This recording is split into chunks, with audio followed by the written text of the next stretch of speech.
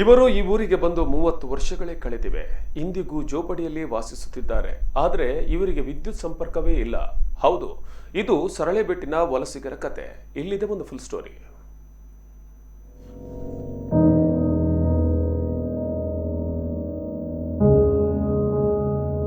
ಇವರು ಉತ್ತರ ಕರ್ನಾಟಕದ ಕಾರ್ಮಿಕರು. ಹೊಟ್ಟೆಪಾಡಿಗಾಗಿ ಹುಟ್ಟೂರು ತೊರೆದು ಇಲ್ಲಿಗೆ ಬಂದು 30 ವರ್ಷ ಕಳೆಯಿತು. ಇಲ್ಲೇ ದುಡಿಯುತ್ತಾ ಬದುಕು ಕಟ್ಟಿಕೊಂಡಿದ್ದಾರೆ. ಮಣಿಪಾಲದ ಸಮೀಪ ಸರಳೆಬೆಟ್ಟಿನಲ್ಲಿ ಜೋಪಡಿಯಲ್ಲಿ ಜೀವನ ಸಾಗಿಸುತ್ತಿದ್ದು 250ಕ್ಕೂ ಅಧಿಕ ಸಂಖ್ಯೆಯಲ್ಲಿದ್ದಾರೆ. ಅವರಲ್ಲಿ 80ಕ್ಕೂ ಅಧಿಕ ಮಕ್ಕಳಿದ್ದಾರೆ. ಅವರೆಲ್ಲ ಸರಳೆಬೆಟ್ಟಿನ ಸರಕಾರಿ ಶಾಲೆಯಲ್ಲಿ ಶಿಕ್ಷಣ ಪಡೆಯುತ್ತಿದ್ದು, ಇವರಿಂದಾಗಿ ಆ ಸರಕಾರಿ ಶಾಲೆ ಮುಚ್ಚದೆ ಇನ್ನೂ ಕಾರ್ಯನಿರ್ವಹಿಸುತ್ತಿದೆ. ಆದರೆ ಇದುವರೆಗೂ ಇವರಿಗೆ ವಿದ್ಯುತ್ ಸಂಪರ್ಕ ದೊರಕಿಲ್ಲ, ಗ್ಯಾಸ್ ಸಂಪರ್ಕ ಆಗಿಲ್ಲ. ಅದಕ್ಕೆ ತಾಂತ್ರಿಕ ಸಮಸ್ಯೆ ಎದುರಾಗಿದೆ. ನೀರಿನ ಸಮಸ್ಯೆ ಅಂತ ಇಲ್ಲ, ವಿದ್ಯುತ್ ಮಾತ್ರ. ವಿದ್ಯುತ್ ಸಮಸ್ಯೆಗೆ ಏನು ಮಾಡ್ಬೇಕಂತ ಹೇಳ್ತೀವಿ? ಸೋಲಾರ್ ಅದಲ್ಲ. ಸೋಲಾರ್. ಈಗ ವಿದ್ಯುತ್ ಸಮಸ್ಯೆಗೆ ಏನಾದರೂ ಅಪ್ಲಿಕೇಶನ್ ಹಾಕಿದ್ರಾ? ಯಾವುದೂ ಇಲ್ಲ, ಯಾಕಂದ್ರೆ ಇಲ್ಲಿ ಶೆಡ್ ಕೊಡೋದಿಲ್ಲ. ಯಾಕಂತ ಹೇಳಿದ್ರೆ ಇದು ಶೆಡ್ ಒಂಚೂರು ಬ್ಲಾಸ್ಟ್ ಆಯ್ತಂದ್ರೆ ಅದಕ್ಕೆ ಒಂಚೂರು ಪರ್ಮಿಷನ್ ಕೊಡೋದಿಲ್ಲ. ಈಗ ಮತ್ತೆ ಶೆಡ್ ಎಲ್ಲ ಇದು ಮಾಡ್ತೀನಿ ಅಂತ ಹೇಳಿದಾರಲ್ಲ, ಅದಕ್ಕೆ ಏನಂತೇಳಿ? ಯಾವ್ದು ನಮ್ಮದು ಪರ್ಮಿಷನ್ ಐತೆ ಅಲ್ಲ, ಈಗ ಶೆಡ್ ತೆಗಿತೀರಂತ ಹೇಳಿದಾರಲ್ಲ, ಕಂಪ್ನಿಯಾಗ ಹೋಗೋದು ಇದನ್ನ ಹೋಗಲ್ಲ ಅವ್ರು ಮಾತ್ರ ತೆಗಿತಾರಂತ, ಕಂಪ್ನಿಯಾಗಿದ್ದವ್ರದ್ದು ಇಲ್ಲ ಅಂತ.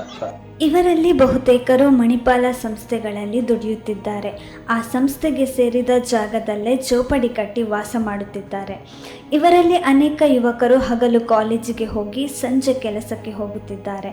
ಅದೆಷ್ಟೋ ಸಮಯ ನೀರಿನ ಮತ್ತು ಶೌಚಾಲಯದ ಸಮಸ್ಯೆ ಇದ್ದು, ಉಡುಪಿಯ ಜಿಲ್ಲಾಧಿಕಾರಿಯಾಗಿದ್ದ ಪ್ರಿಯಾಂಕಾ ಮೇರಿ ಫ್ರಾನ್ಸಿಸ್ ಮುತುವರ್ಜಿಯಲ್ಲಿ 10 ಶೌಚಾಲಯ ಮತ್ತು ಬೋರ್ವೆಲ್ ವ್ಯವಸ್ಥೆ ಮಾಡಿದ ಕಾರಣದಿಂದ ಸದ್ಯ ನೀರಿನ ಸಮಸ್ಯೆ ಇಲ್ಲ, ಶೌಚಾಲಯದ ಸಮಸ್ಯೆ ಇಲ್ಲ. ಮಾಜಿ ಸಚಿವ ಪ್ರಮೋದ್ ಮಧ್ವರಾಜ್ LED ಲೈಟ್ ವ್ಯವಸ್ಥೆ ಮಾಡಿದ್ದಾರೆ.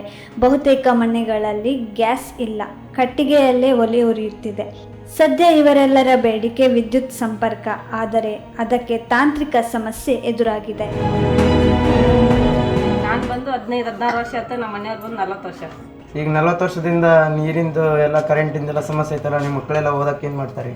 ಅದು ಮಕ್ಕಳು ಓದೋಕೆ ಕಷ್ಟ, ಸುಮ್ಮನೆ ವೇಸ್ಟಪ್ಪ.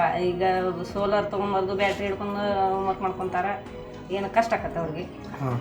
ಈಗ ಅದಕ್ಕೆ ಏನು ಅಂತೀರಿ? ಈಗ ನೀವೇನಾದ್ರೂ ವಿದ್ಯುತ್ ಬಗ್ಗೆ ಏನಾದರೂ ಕಂಪ್ಲೇಂಟ್ ಮಾಡಿದ್ರ? ಯಾರಿಗಾದ್ರೂ ಮಾಡಿದ್ರೆ ಏನು ಮಾಡಿಲ್ಲ, ನಾವೇನ ಅವ್ರ ಮನೆಯವ್ರು ಮಾಡಿರ್ಬೋದು ಗೊತ್ತಿಲ್ಲ, ಆದ್ರೂ ಮಾಡಿದ್ರೆ ಕೊಡೋದಿಲ್ಲ ಅಂತಾರ. ಅದಕ್ಕೆ ಸ್ವಲ್ಪ ವಿದ್ಯುತ್ ಕೊಟ್ರೆ ಅನುಕೂಲ ಆಕತ್ತೆ ಅಂತ. ವಲಸೆ ಕಾರ್ಮಿಕರಿಗಾಗಿ ಸಾಕಷ್ಟು ಯೋಜನೆಗಳನ್ನು ಸರ್ಕಾರ ಜಾರಿ ಮಾಡಿದೆ. ಸಂಬಂಧಪಟ್ಟ ಅಧಿಕಾರಿಗಳು ಇತ್ತ ಗಮನ ಹರಿಸಲಿ ಎಂಬುದು ಇಲ್ಲಿನ ಜನರ ಬೇಡಿಕೆ. ತಾಂತ್ರಿಕ ಸಮಸ್ಯೆ ನೂರಾರು.